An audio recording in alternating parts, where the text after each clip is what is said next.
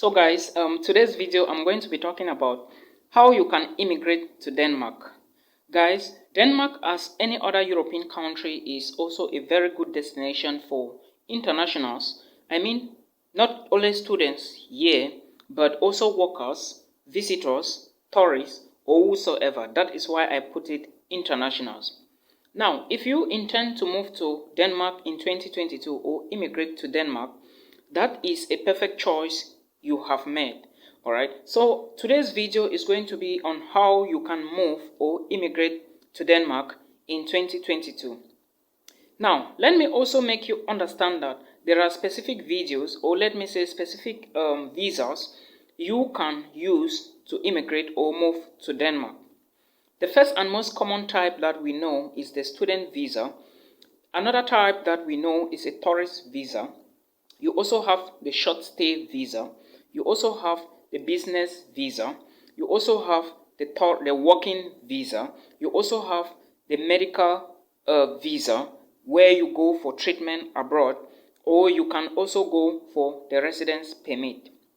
Now, moving further to other details. The residence permit among all these visa types is only going to be approved in the headquarters of Denmark. That is, I mean, Copenhagen. Alright, so in case you want to apply for this type of visa, I mean the residence permit, make sure that you pay attention to details. Download the form from the VFS Global website, that is the Visa Facilitation Service Global. Alright, that is the VFS Global. You have to download the forms from there, fill them, and make sure you have required documents at hand. Now, that is the first means you can use to migrate or move to Denmark in 2022. I will talk about other means, but remember that if you want to move to Denmark, you can easily move as a student, you can move to Denmark as a worker, and you can move to Denmark as the wife of a Dane. These are the most common and easiest ways you can use to immigrate to Denmark. Now, let's go gradually. I will start with the option or the student means. If you are an international student and you intend to migrate to Denmark, know that the first thing you need to do is to make Google your friend. Making Google your friend does not mean that you go and sleep on Google. What you basically need to do is you need to look into your academic qualifications to determine or to know which certificate or which course you hear. That is what you should understand. And most of the Danish universities include, I mean the renowned Danish universities, okay?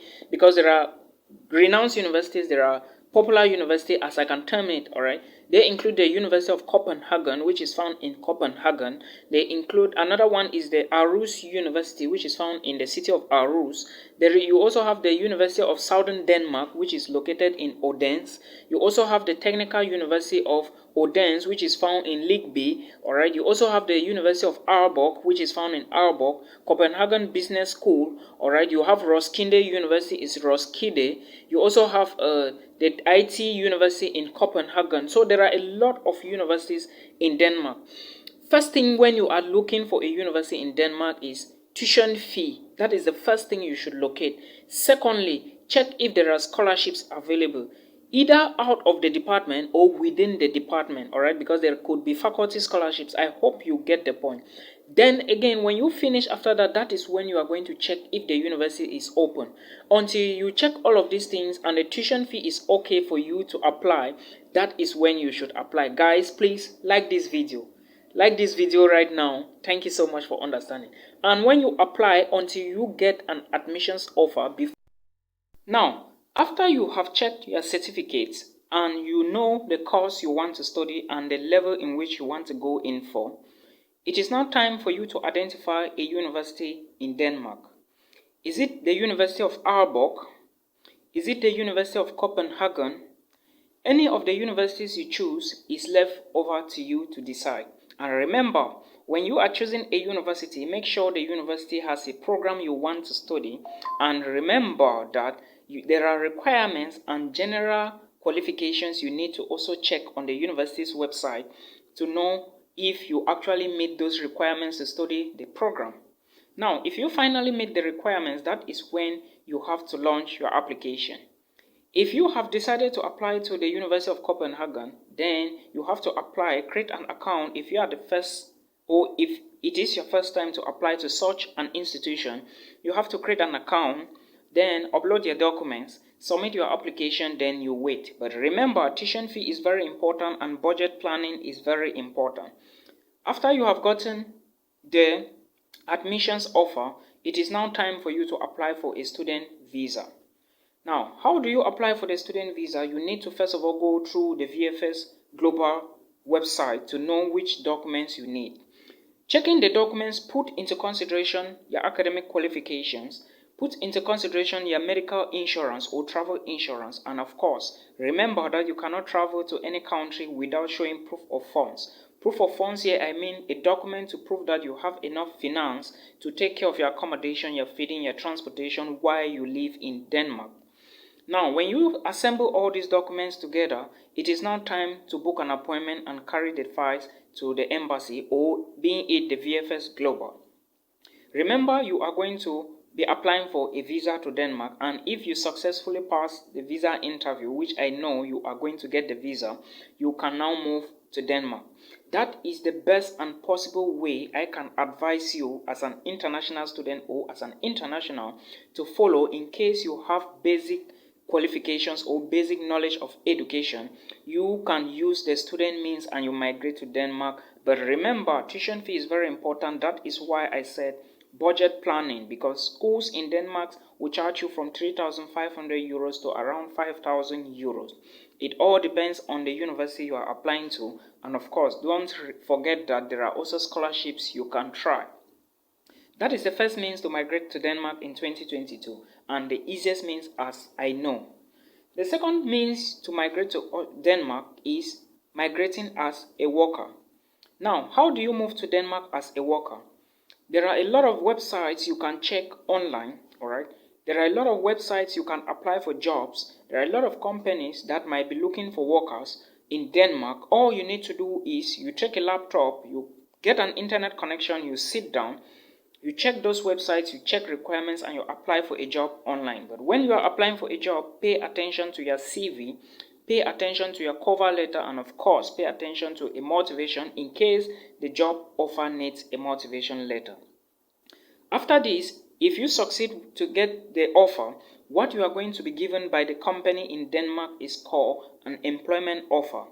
In this case, you still need a visa to move to Denmark, and in here, your own visa type is called the working visa.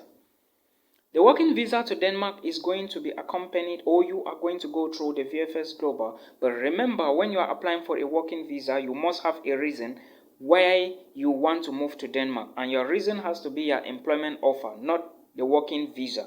The visa is going to come from the embassy. Now, let me state this here categorically clear that there are scammers on my YouTube channel distributing contacts to subscribers and viewers. I am not the one. I do not give my contact on YouTube comment section. Even if I give my contact to you via email, henceforth I am going to tell you to call me via a 1-minute video call to see my face so that you can know you are talking to Milton. Any other thing, if I give you my contact and I don't tell you to call me, it is not me. If you find a contact on the comment section of the YouTube channel, it is not my contact. Please pay attention and stay awake. There are scammers on here. Now, if you successfully apply for the visa, sometimes a company will provide everything you need in order for you to migrate to Denmark. Sometimes the company will ask you to sponsor yourself and they will only have to pay for your insurance and all the rest. Take care of that, look into that, because it is not going to be easy. Alright, migrating abroad is not an easy task. So if you want to engage into it, make sure that you are strong enough to carry on. But don't give up. Another method you can move to Denmark is if you married a Dane. A Dane here is if your wife is a Dane or if your husband is a Dane, then they can invite you over. In this case, it is very easy to move to Denmark, and I want to assure you that if your wife or your husband is from Denmark, it is very easy for you to move to Denmark. And of course, when you move to Denmark, you may automatically become a citizen in some years to come, because when you are moving and after that you are going to get your residence permit. All right, it is very easy like that. It may look easy, but I will advise you as an international, if you do not have a wife that comes from Denmark, then you use the student option in case you have educational certificates, all right? Now, another method people can use to migrate to Denmark or move to Denmark is via asylum. Asylum seekers are all over the world, but I can say that the best way to move abroad is not through asylum. But in case you find this healthy for you, then you can try that. Now, also understand that most countries nowadays are rejecting asylum seekers because the burden is going to be heavy on the government of that country. So, a country like Denmark, of course, I can't say they are going to reject asylum seekers, but remember that a country like the United Kingdom is rejecting asylum seekers, or let me say they are sending asylum seekers to Rwanda. So there is no need for you to move into a country like an asylum seeker, then later on be sent back to your own home country. I hope you understand. Therefore, I would say that use the other means. If you have certificates, go through the student option, which is going to be easier, because when you use the student visa and move to Denmark, after some time you are going to get a residence permit, which is the document that will permit you to live in Denmark until the end of your study program. I hope this is helpful. Now, let's talk about the various visa types that you are going to find. I talked about that before, but remember that all the visas are not going to go through the VFS office. Again, also understand that the residence permit, like I said before, is going to come from Copenhagen. Even your student visa is going to be confirmed in Denmark, but it doesn't mean that from you applying from your home country, you don't have a part to play. When you are going for a visa interview, make sure that you are constantly checking important info, all right? Pay attention to details, especially if you are going for the first time at the embassy and the visa interview is about studies in Denmark, okay? Now guys, before I round up the video, I would also like to talk about another way that you can use to migrate to Denmark. It is going to be more or less like an employment offer. But before I come to this, I want to also elaborate here that the working visa or the residence permit you are going to get to move to Denmark as a worker. Remember, there are various categories of workers in Denmark, or let me say in Europe, okay? So if you are moving to Denmark as a worker, first, you must get that employment offer. You cannot move to Denmark, then later on you start looking for a job. It is impossible. First, you have to start looking for companies in your home country, then applying to them. If they give you an offer or an employment offer, like I said, that is when you can apply for a residence permit or a working visa to Denmark. But remember, as a worker in Denmark, the visa you are going to be given is a working visa. And when you get to Denmark, for example, if you are going to Denmark as a manager of a company or maybe an agricultural person in an agricultural firm, know that if you reach Denmark, you cannot change the position with respect to your visa. If you must change the position or you must change your job type without being, or let me say if your contract is not finished and if you must change your job type or your position, you have to inform the labor office. I think they call them the Siri. Okay, you can ask around and you will get more info about that or do more research about that. So do not go to agents promising you working visas or what type of visas. Agents do not work with the immigration or the embassy, except otherwise some agents do. But know this and know peace. Agents don't work at the embassy, therefore they don't give visas. There is something people don't understand. As an international student who wants to study in Denmark, your visa is, for example, if you are applying from Nigeria, your visa is not going to come from Nigeria. It is the immigration in Denmark, or let me say the authorities in Denmark will decide if you are going to get the visa. All right, they will decide based on what they are saying. Remember, you have to show them your papers, okay? Remember, you have to give them reasons that you need the visa. And otherwise, if you do not prove to be legit, they will not give you the visa. So don't think that an agent telling you that I am going to do visa for you means that the agent is going to decide. No.